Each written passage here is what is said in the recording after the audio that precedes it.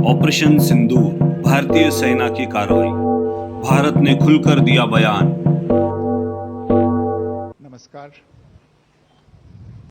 इस ब्रीफिंग में शामिल होने के लिए आप सभी का धन्यवाद।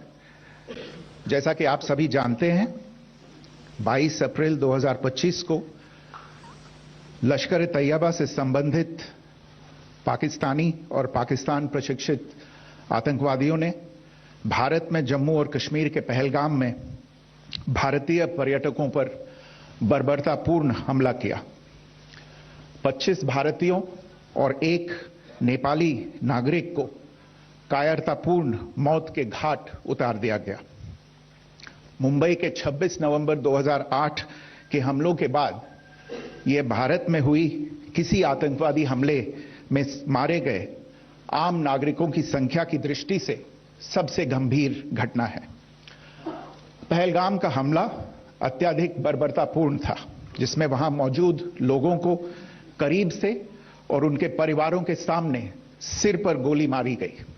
हत्या के इस तरीके से परिवार के सदस्यों को जानबूझकर आघात पहुंचाया गया। साथ ही उन्हें यह नसीहत भी दी गई कि वे वापस जाकर इस संदेश को पहुंचा दें। यह हमला स्पष्ट रूप से जम्मू और कश्मीर में बहाल हो रही सामान्य स्थिति को बाधित करने के उद्देश्य से किया गया था।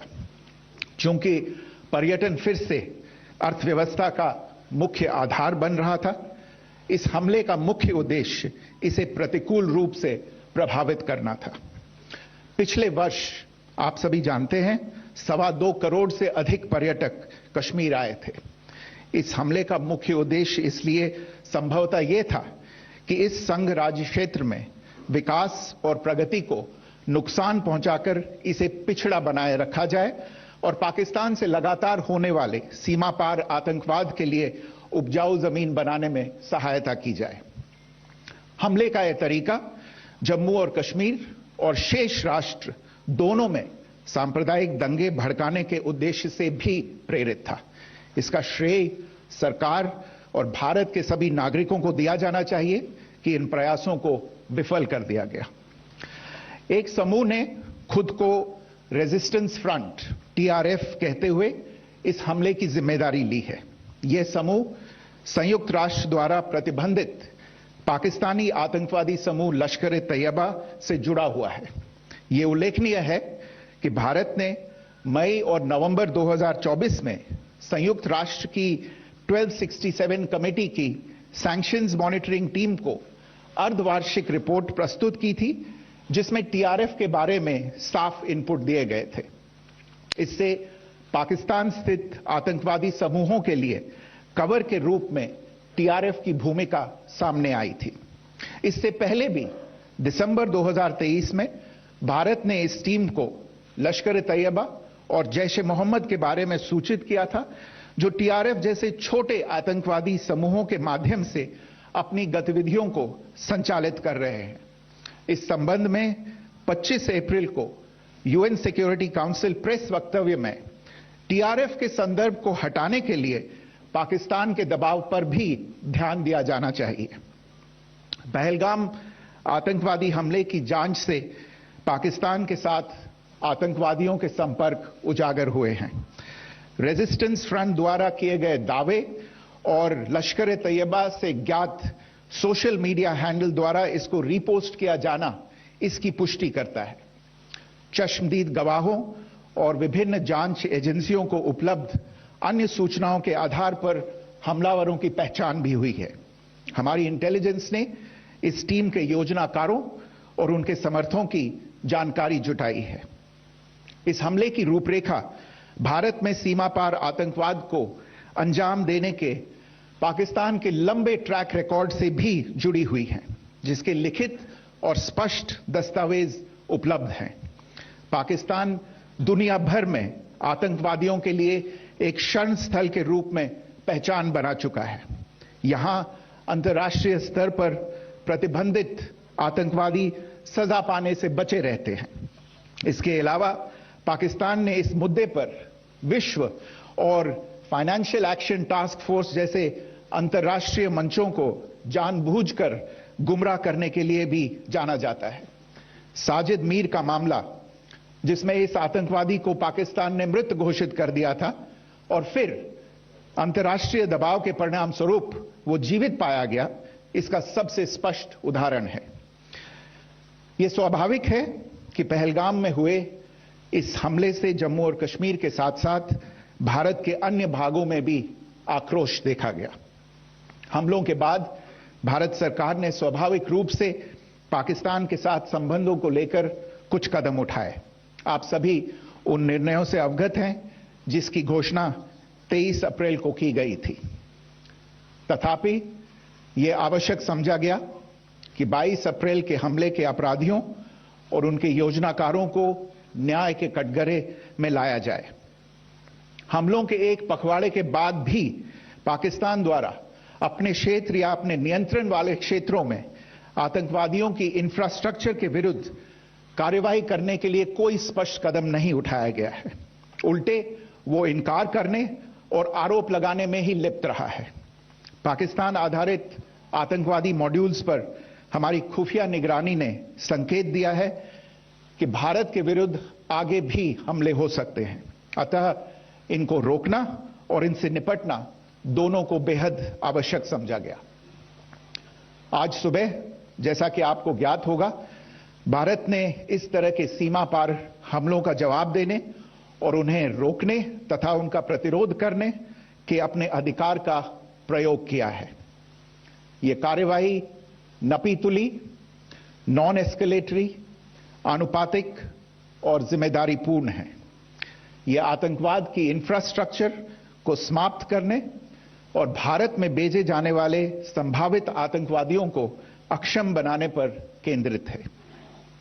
आपको यह भी स्मरण होगा कि 25 अप्रैल 2025 को संयुक्त राष्ट्र सुरक्षा परिषद ने पहलगाम आतंकवादी हमले पर एक प्रेस वक्तव्य जारी किया था, जिसमें आतंकवाद के इस निंदनीय कार्य के अपराधियों, आयोजकों, फाइनेंसरों और प्रायोजकों को जवाबदेह ठहराने और उन्हें न्याय के दायरे में लाने की आवश्यकता पर जोर दिया गया था।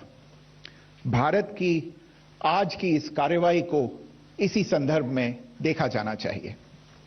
Joining me for this briefing on our actions earlier this morning are Colonel Sophia Qureshi and Wing Commander Vyomika Singh. I will request them to share some details regarding Operation Sindoor with all of you.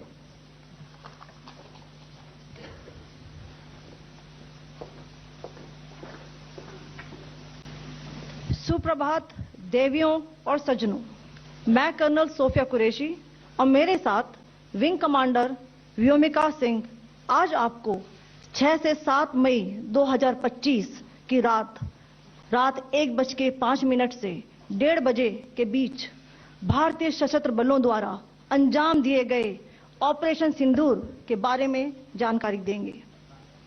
Operation सिंदूर 22 अप्रैल को पहलगाम में हुए विभत्स आतंकवादी हमले के शिकार मासूम नागरिकों व उनके परिवारों को न्याय देने के लिए लॉन्च किया गया था। इस कार्रवाई में 9 टेररिस्ट कैंप्स को टारगेट किया गया और पूरी तरह से इसे बर्बाद किया गया। पाकिस्तान में पिछले 3 दशकों से टेरर इंफ्रास्ट्रक्चर का निर्माण हो रहा है। इसमें recruitment, indoctrination centres, training areas व लॉन्च पैड शामिल थे, जो पाकिस्तान और पाक अधिकृत जम्मू कश्मीर POJK दोनों में फैले हैं। Operation Sindoor was launched by Indian Armed Forces to deliver justice to the victims of Pahalgam terror attack and their families.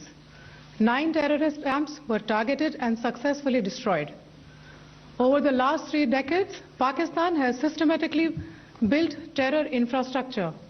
It is a complex web of recruitment and indoctrination centers, training areas for initial and refresher courses, and launch pads for handlers. These camps are located both in Pakistan as well as Pakistan-occupied Jammu and Kashmir areas. Some of the well-known training camps are located, as you can see on the screen. They are distributed from Savai Nala in the north, counting to approximately 21, ending at Bhagalpur to the south. इन लक्ष्यों का चयन विश्वसनीय intelligence सूचनाओं के आधार पर हुआ ताकि आतंक गतिविधियों की रीढ़ तोड़ी जा सके और यह खास ध्यान दिया गया कि निर्दोष नागरिकों और सिविलियन इंस्टॉलेशन को नुकसान न पहुंचे। The selection of these targets for Operation Sindoor was based on credible intelligence inputs and role of these facilities in perpetrating the terror activities. The locations were so selected to avoid damage to civilian infrastructures and loss of any civilian lives. This was done with due diligence, and the camps selected for targeting and their engagement will now be shown to you one by one. POJK के targets मैं आपको बताना चाहूंगी। सबसे पहले सवाई नाला camp Muzaffarabad, जो कि POJK के लाइन ऑफ कंट्रोल से 30 किलोमीटर दूर है।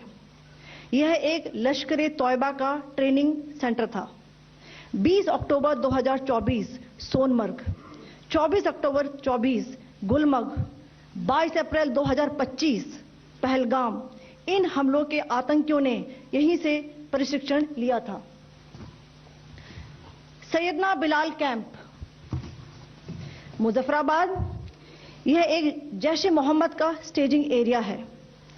यह हथियार, विस्फोटक और जंगल सर्वाइवल ट्रेनिंग का केंद्र भी था। गुलपुर कैंप कोटली, यह LOC से 30 किलोमीटर दूर था। लश्कर तौयबा का बेस था जो रजौरी, पुंछ में सक्रिय था। 20 अप्रैल 2023 को पुंछ में और 9 जून 2024 को तीर्थ यात्रियों के बस हमले में यहीं से आतंकी को ट्रेन किया गया था।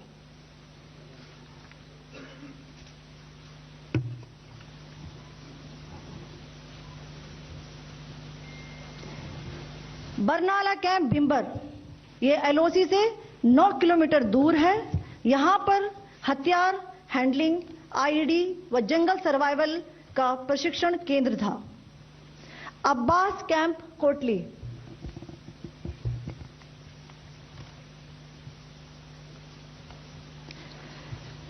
यह LOC से 13 किलोमीटर दूर है। लश्कर तौयबा का फिदाइन यहां तैयार होता था। इसकी कैपेसिटी 15 टेररिस्ट को ट्रेन करने की थी।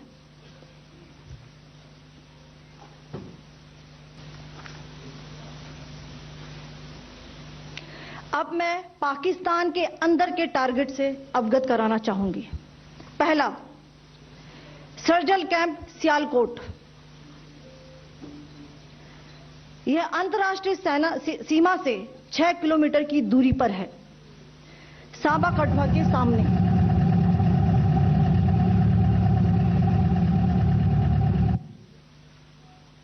मार्च 2025 में जम्मू एंड कश्मीर पुलिस के 4 जवानों को की जो हत्या की गई थी, उन आतंकवादियों को इसी जगह पर ट्रेन किया गया था।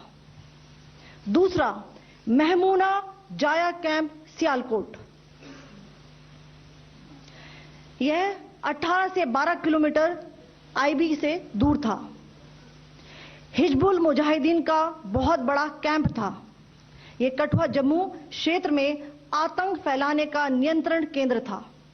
पठानकोट एयरफोर्स बेस पर किया गया हमला भी इसी कैंप से प्लान और डायरेक्ट किया गया था। मरकज ताइबा मुरीद के,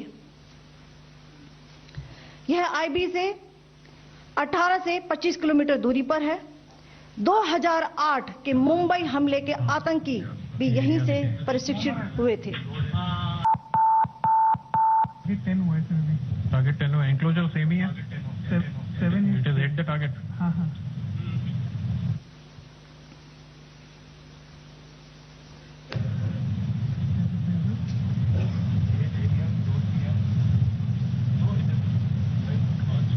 आ गया सर।